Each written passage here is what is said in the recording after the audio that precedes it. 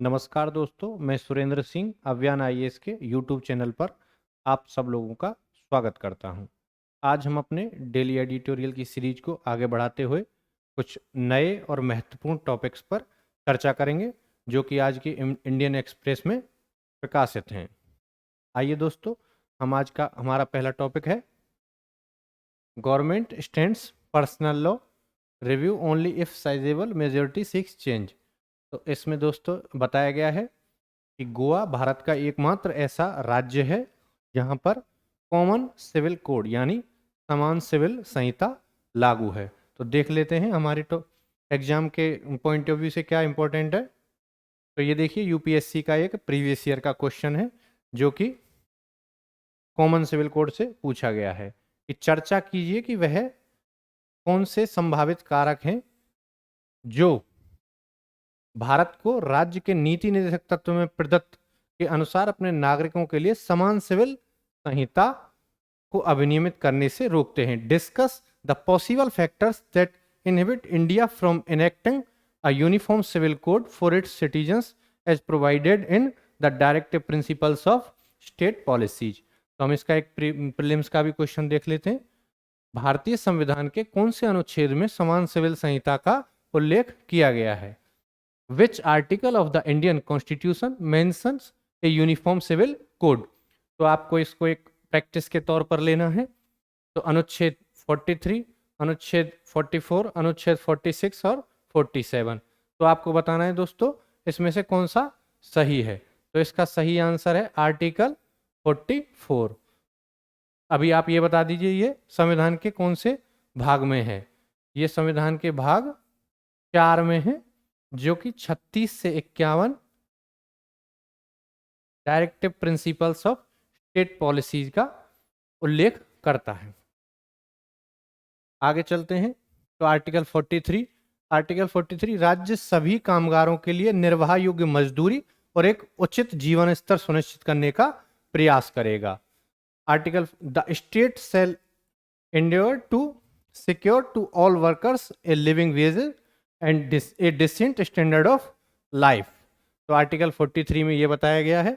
Article 46 अनुसूचित जातियों, जनजातियों और अन्य कमजोर वर्गों के शैक्षिक और आर्थिक हितों को बढ़ावा देना। तो इसी तरह से हम आर्टिकल 46 को देख लेते हैं। Educational and economic interest of the weaker sections of the people, particularly that of the SC/ST and other weaker section. इसी तरह से आर्टिकल 47 को देख लेते हैं। लोगों के पोषण स्तर और जीवन स्तर को ऊपर उठाना और सार्वजनिक स्वास्थ्य में सुधार करना, to raise the level of nutrition and the standard of living of the people to improve public health. तो इसी तरह से आज हमने आर्टिकल 44, 43 और 46 एंड 47 के बारे में जान लिया। आगे बढ़ते हैं दोस्तों। Article 44 the constitution in part 4 which deals with directive principles of state policies secure the citizen in a uniform civil code throughout the territory of India। तो इसमें बताया गया है कि गोवा भारत का एकमात्र ऐसा राज्य है जहां धर्म, लिंग और जाति की परवाह किए बिना समान सिविल संहिता है। तो गोवा में अभी भी समान सिविल संहिता है। वो क्यों है? क्योंकि आज तक वहां पर पुर्तगाली नागरिक संहिता 1867 को लागू किया गया है, जबकि 1967 में गोवा को भारतीय संघ में मिला लिया गया था। Goa is the only state in India that has a uniform civil code regardless of the religion, gender and caste. तो देख लीजिए यहाँ पे जो पोर्चुगीज का सिविल कोड 1867 है यहाँ पे अब तक लागू है। इसी वजह से यहाँ पे समान सिविल संहिता को लागू किया गया है। आगे देख रहे हैं, देश के अन्य हिस्सों में अलग अलग धार्मिक समुदायों पर अलग अलग पर्सनल लॉ लागू होते हैं। उदाहरण के लिए हिंदू विवाह अधिनियम 1955 जो कि हिंदुओं, बौद्धों, जैनों और सिखों पर लागू होता है। उसी तरह पारसी विवाह और तलाक अधिनियम 1936 जो कि पारसियों के लिए है। भारतीय ईसाई विवाह अधिनियम 1872 जो कि ईसाइयों के लिए है। और शरीयत कानून जो मुस्लिम पर्सनल लॉ 1937 मुस्लिमों के लिए है, जो कि इंग्लिश में भी यही बताया गया दोस्तों। अब देखते हैं कि इस क्वेश्चन में पूछा गया था कि कॉमन सिविल कोड को लागू करने के में कौन कौन सी चुनौतियां आती हैं। तो चूंकि परिवार और उत्तराधिकार कानून केंद्र और राज्यों के समवर्ती क्षेत्राधिकार में है, कॉन्करेंट लिस्ट में है। कौन से में है? Concurrent jurisdiction. तो आपको पता है केंद्र और राज्यों की शक्तियों को 3 सूचियों में बांटा गया है, संघ सूची, राज्य सूची और समवर्ती सूची। तो family and succession law and इसमें है, कॉन्करेंट लिस्ट में है। तो कॉन्करेंट लिस्ट पे क्या होता है, केंद्र और राज्य दोनों कानून बना सकते हैं, परंतु पूरे देश में एक समान सिविल संहिता के लिए केवल संसद कानून बना सकती है। तो हम तीनों सूचियों के बारे में जान लेते हैं। द 7th शेड्यूल, कौन सा? 7वीं अनुसूची में the constitution of India defines and specific allocation of powers and function between union and states. 7वीं अनुसूची संघ और राज्यों के बीच शक्तियों और कार्यों का आवंटन करती है। देखिए यूनियन लिस्ट संघ सूची में अभी कितने विषय हैं? 100 विषय हैं, जिनमें से ओरिजिनली कितने थे? 97। इसी तरह राज्य सूची में 61 और ओरिजिनली 66। और इसी तरह से कॉन्करेंट लिस्ट में अभी 52 हैं और ओरिजिनली 47 थे। तो हमने 7वीं अनुसूची की संघ सूची, राज्य सूची और समवर्ती सूची के विषयों के बारे में भी जान लिया। अभी हम आगे चलते हैं दोस्तों। देखिए इस फोटो को आप देख रहे हैं, ये मीराबाई चानू का है। क्वेश्चन देख लेते हैं एक, मीराबाई चानू किस खेल से संबंधित हैं? Mirabai Chanu is related to which sports? Boxing, भारोत्तोलन, भाला फेंक, निशानेबाजी। तो आपको इनमें से बड़ी आसानी से अंदाजा लगा सकते हो, तो ये वेट लिफ्टिंग से हैं। तो इसका डिटेल देख लेते हैं दोस्तों।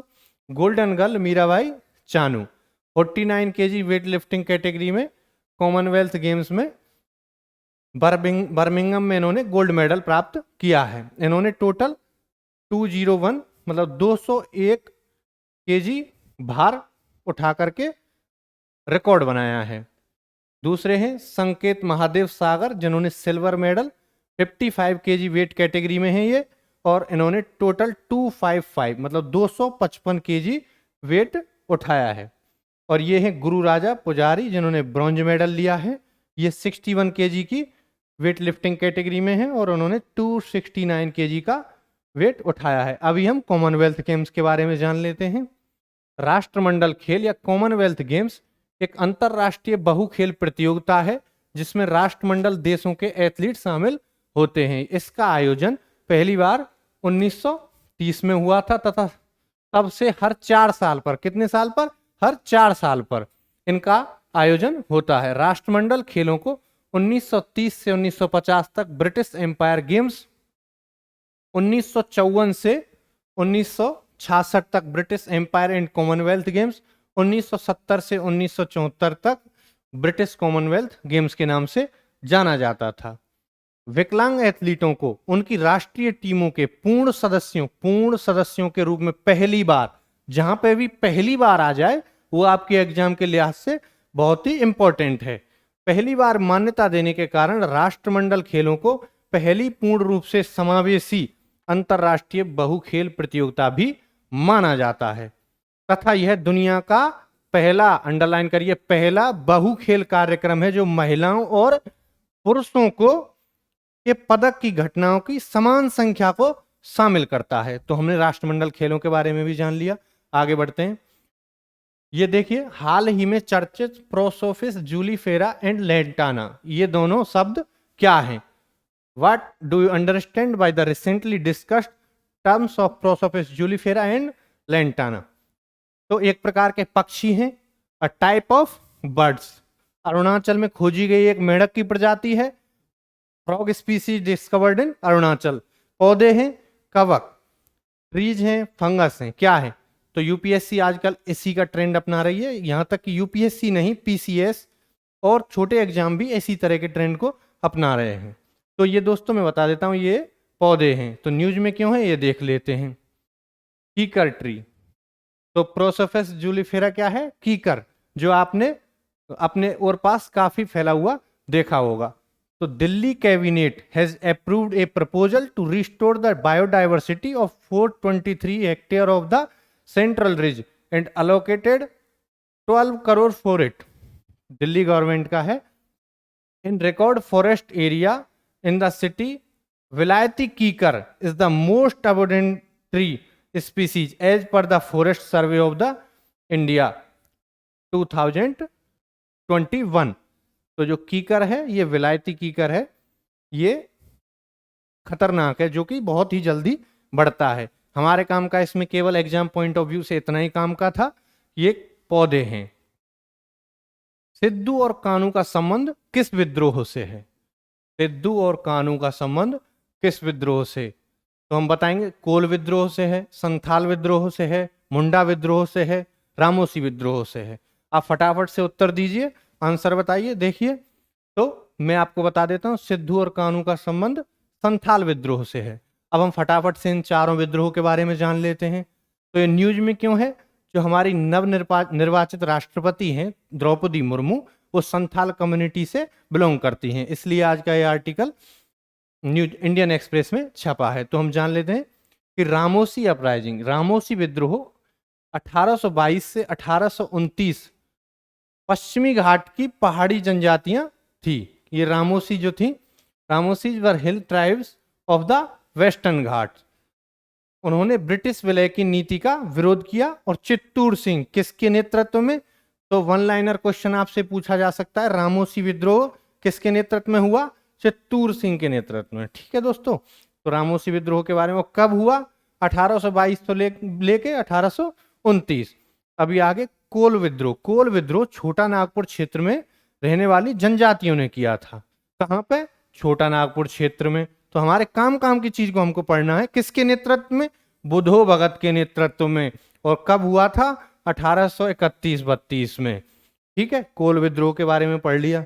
अभी हम पढ़ेंगे संथाल।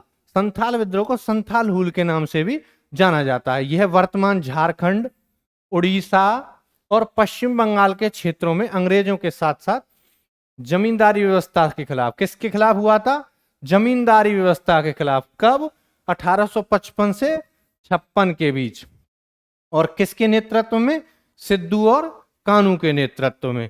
तो संथाल विद्रोह के बारे में हमने जान लिया। अभी आगे आएंगे मुंडा विद्रोह। मुंडा विद्रोह छोटा नागपुर क्षेत्र में रहने वाले जनजातियों का विद्रोह था। तो मुंडा विद्रोह को उलगुलान विद्रोह के नाम से भी जाना जाता था। यह यूपीएससी 2020 में क्वेश्चन भी पूछा गया है कि उलगुलान विद्रोह किसको कहते हैं? तो ये डायरेक्ट मुंडा विद्रोह को उलगुलान विद्रोह के नाम से। ये किस लिए हुआ था? खूटकंटी प्रणाली। खूटकंटी प्रणाली जो कि भूमि की एक संयुक्त जोत थी, मुंडाओं के बीच में प्रचलित थी। किसके में? खूटकंटी प्रणाली। लेकिन अंग्रेजों और बाहरी जमींदारों के आगमन ने इस प्रणाली को कुचल दिया। इसकी वजह से मुंडाओं ने विद्रोह कर दिया। मुंडा विद्रोह किसके नेतृत्व में हुआ था दोस्तों? यह हुआ था बिरसा मुंडा। बिरसा मुंडा। और कब हुआ था? ये 1899 में। तो हमने पढ़ लिया। इसमें बताया गया कि आदिवासियों के बीच कर्ज और जबरन मजदूरी का कारण बना। इसके कारण ये हुई थी। इसको सरदारी लड़ाई, कौन सी? सरदारी लड़ाई या नेताओं के युद्ध, नेताओं के युद्ध के नाम से भी जाना जाता है। यह दिकुओं के, दिकु किसको बोलते हैं? जो बाहरी लोग थे, अंग्रेज थे, उनके लिए दिकु शब्द यहाँ पे इस्तेमाल किया गया है। तो दिकुओं के निष्कासन के लिए इस आंदोलन को चालू किया गया था। तो आगे बढ़ते हैं दोस्तों। हाँ, तो अभी हम फटाफट से रिवीजन कर लेते हैं जो जो हमारे लिए काम का है। तो हमने पढ़ा क्या? सबसे पहले क्या पढ़ा दोस्तों? आप देख लीजिए, सबसे पहले पढ़ा है हमने यूनिफॉर्म सिविल कोड के बारे में। यूनिफॉर्म सिविल कोड आर्टिकल 44, ये सब डिटेल हमने जान लिया। उसके बाद ये हमने सूचियों के बारे में भी पढ़ लिया है। उसके बाद मीराबाई चानू गोल्ड मेडलिस्ट हैं, उनके बारे में पढ़ लिया। और उसके बाद प्रोसोफिस जूलिफेरा एंड लेंटाना, दोनों जो पौधे हैं इनके बारे में भी पढ़ लिया। और आगे संथाल विद्रोह के बारे में। तो दोस्तों आपको कुछ नहीं करना है, वीडियो को एक दो बार और देख लेना है, जिससे टॉपिक आपके पूरी तरह से क्लियर हो जाएंगे। और दोस्तों अगर आपका कोई सुझाव है मेरी वीडियो को लेकर तो आप जरूर कमेंट बॉक्स में बताएं, जिससे कि मैं आपके लिए और बेहतर कर पाऊं।